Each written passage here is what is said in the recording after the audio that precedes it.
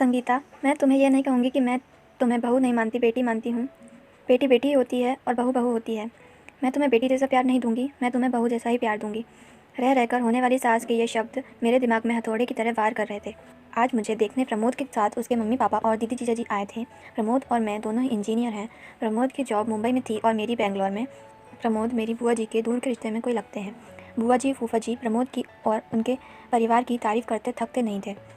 प्रमोद की मम्मी की तो बुआ जी इतनी तारीफ़ कर रही थी जैसे कि वो खुद इंजीनियर हैं। पति और बेटा दोनों इंजीनियर हैं तो जाहिर है कि पैसे की कोई कमी नहीं है, लेकिन घमंड नाम की कोई चीज़ उनमें नहीं है। लड़ाई झगड़ा करना तो इन्हें आता ही नहीं है।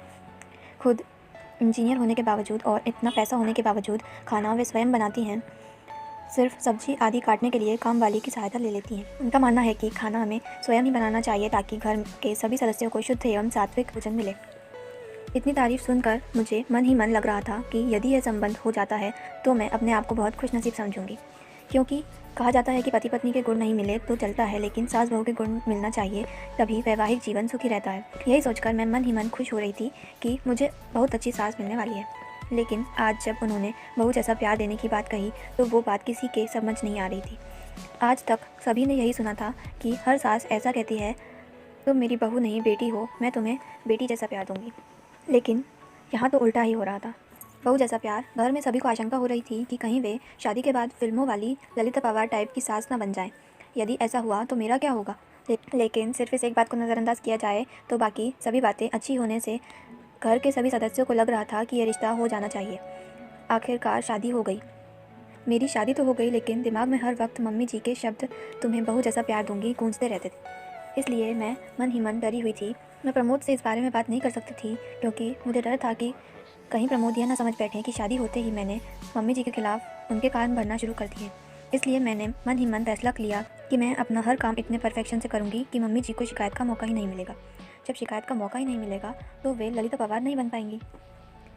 इस बात का मेरे ऊपर इतना असर हुआ कि मैं हर वक्त डरी डरी सी रहने लगी। प्रमोद ने भी 2-3 बार प्रेम से पूछा, क्या बात है, तुम खुश नहीं दिखती, तुम्हें किसी ने कुछ बोला क्या। मैं उन्हें क्या बोलती।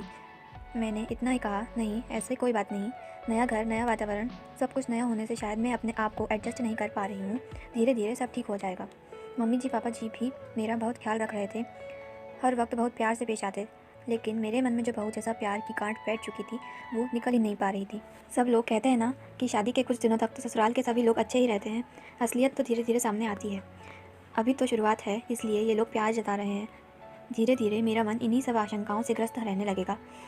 शादी के 8-10 दिन बाद की बात है। मैं चाय बनाने के लिए दूध के गंजे में से दूध निकालने लगी तो न जाने कैसे क्या मेरे हाथ से पकड़ी नहीं गई और गंजा हाथ से छूट गया।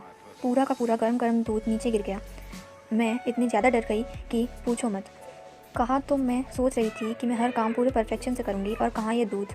उसमें भी खास बात यह थी कि दूध वाला दिन में सिर्फ एक बार सुबह ही दूध लाता था। पैकेट के दूध में मिलावट होने से वो घर में नहीं लाते थे। सभी लोग चाय का इंतज़ार कर रहे थे। गंजे गिरने की आवाज़ सुन मम्मी जी ने बाहर से आवाज़ लगाई, संगीता क्या हुआ। मैं तो इतनी ज़्यादा डर गई थी कि मेरे मुंह से आवाज़ ही नहीं निकली।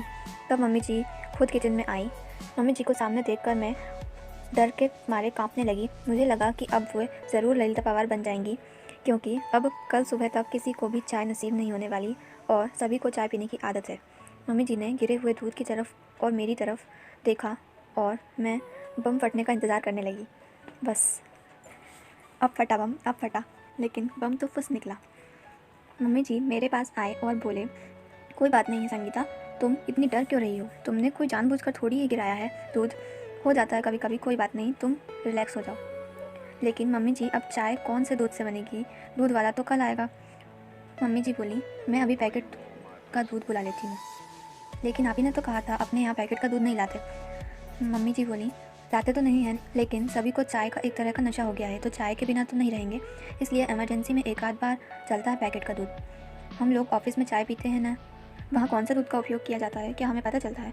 ऑफिस में हमारी मजबूरी है, लेकिन घर में जहाँ तक संभव हो शरीर के दृष्टिकोण से जो अच्छा रहता है वो करना चाहिए, इसलिए अपन पैकेट का दूध नहीं लेते। लेकिन एक आध बार में कुछ नहीं होता, रोज़ रोज़ थोड़ी दूध गिर जाएगा, अब तुम रिलैक्स हो जाओ। मैंने मन ही मन सोचा, मैं फिजूल ही डर रही थी, मम्मी जी तो कितनी अच्छी हैं।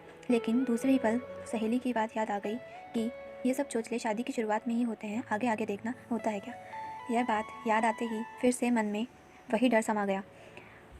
दो एक बार और इसी तरह छोटी छोटी गलतियाँ हुई, लेकिन तब भी मम्मी जी ने मुझे प्यार से ही समझाया। 4-5 महीने के बाद की बात है। सभी को पालक पनीर की सब्ज़ी बहुत पसंद थी। आज रविवार की सभी की छुट्टी होने पर पालक पनीर की सब्ज़ी बनाने का तय हुआ। सब लोग खाना खाने बैठे तो जैसे ही इन्होंने पहला कोर मुंह में लिया तो बहुत बुरा मुंह बनाया और एक घूंट पानी पीकर बोले, आज सब्जी में नमक डाला है कि नमक की सब्ज़ी डाली है? डबल नमक है सब्ज़ी में। हे भगवान, अब ज़रूर मम्मी जी अपना बहू वाला प्यार दिखाएंगी। कहेंगी कि तेरी मम्मी ने यही सिखाया है। पढ़ लिख कर नौकरी कर रही है, इसका मतलब ये नहीं कि तुम्हें सब्ज़ी बनाना भी नहीं आना चाहिए। तुम्हारी माँ ने तो कहा था कि मेरी बेटी को सब आता है, फिर ये क्या है? मैं ये सब सोच ही रही थी कि इतने में मम्मी जी ने मुझे ज़ोर से झंझोड़ा। संगीता, क्या हुआ? तुम काँप क्यों रही हो? रो क्यों रही हो? कुछ नहीं, वो सब्ज़ी। मम्मी जी सॉरी, मैं मालूम कैसे क्या नमक डबल हो गया। अब सब लोग खाना कैसे खाएंगे? मम्मी जी बोली, फूल गोभी की सब्ज़ी, दाल, चटनी और अचार है ना, खा लेंगे, तुम घबराओ मत। लेकिन आगे से सब्ज़ी बनाते वक्त थोड़ा ख्याल दिया करो। दोपहर में जब मैं और मम्मी जी अकेले थे तब वो बोली, शादी हुई है तभी से मैं देख रही हूँ कि तुम फ्री नहीं लग रही। ऐसा लगता है कि कहीं खोई खोई सी, डरी डरी सी लगती हो। क्या बात है? यदि तुम मुझे नहीं बताओगी तो हम समस्या का निदान कैसे कर पाएंगे? यहाँ तुम्हारी मम्मी नहीं है, लेकिन मैं तो हूँ ना। तुम मुझसे अपने मन की हर बात कर सकती हो। उनके इतने प्रेम से बोलने पर मैं अपने आप को रोक नहीं पाई और रोने लगी। उन्होंने मुझे अपनी बाहों में भर लिया और बोली, अब बता क्या बात है? मम्मी जी, जब आप मुझे देखने आई थी तो आपने कहा था कि आप मुझे बेटी जैसा नहीं बहू जैसा प्यार करेंगी। हाँ, कहा तो था, मम्मी जी बोली। बहू जैसा भी कोई प्यार होता है क्या? बहू की छोटी से छोटी गलती पर भी उसे इतना प्रताड़ित किया जाता है कि मानो उससे बहुत बड़ा गुनाह हो गया हो।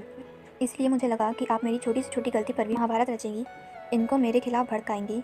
इसी सोच के चलते मैं हर वक्त डरती रहती थी कि मुझसे कोई गलती नहीं होनी चाहिए। मुझ पर नाराज़ होने का आपको कोई मौका नहीं मिलना चाहिए। सच बताऊं तो आज तक मुझसे जो भी गलती हुई वो इसी घबराहट के चलते हुई। लेकिन मेरी एक बात समझ में नहीं आई, बहू जैसा प्यार करूंगी ऐसा कहने पर भी आपने आज तक अपना सासूपन नहीं दिखाया और मुझे डांटा भी नहीं। फिर आपने ऐसे क्यों कहा था कि आप बहू जैसा प्यार करेंगी? मम्मी जी बोली, अरे पगली, मुझे नहीं पता था कि तू मेरी साधी सी बात को इतना दिल पर ले लेगी। एक बात बता, क्या कभी तूने किसी माँ को अपनी बेटी से ये कहते हुए सुना है कि वह उसे बहू जैसा प्यार करेगी? नहीं ना। जब हम बेटी को बहू जैसा प्यार नहीं करते तो बहू को बेटी जैसा प्यार क्यों करते हैं? इसका तो यही मतलब हुआ ना कि हम बेटी को ज़्यादा महत्व देते हैं, बेटी को ज़्यादा प्यार करते हैं, इसलिए बहू से कहते हैं कि तुझे बेटी बनाएंगे, तुझे बेटी जैसा प्यार देंगे। हम लोग बेटे को ज़्यादा महत्व देते हैं, इसलिए बेटे को बेटे जैसा प्यार देते हैं। कभी भी बेटे से ये नहीं कहते कि तुझे बेटी जैसा प्यार देंगे। यदि हम बेटा और बेटी दोनों को समान समझते हैं तो बेटी को बेटी जैसा प्यार क्यों नहीं दे सकते? मेरी नज़र में जिस तरह बेटी का अपना एक अलग अस्तित्व है, उसी तरह बहू का भी अपना एक अलग अस्तित्व है। मैं बहू को बेटी से किसी भी मामले में कम नहीं समझती। इसलिए मैंने कहा था कि मैं तुम्हें बेटी जैसा नहीं बहू जैसा प्यार दूंगी। मुझे क्या पता था कि तू उसका गलत मतलब लगा के वह बात दिल को लगा लेगी। चल अब आंसू पोंछ, नहीं तो मैं सचमुच में फिल्मों वाली ललिता पवार बन जाऊंगी। उन्होंने यह बात इस अंदाज में कही कि हंसते हंसते हम दोनों का बुरा हाल हो गया। आज मुझे पता चला कि बहू वाला प्यार भी होता है।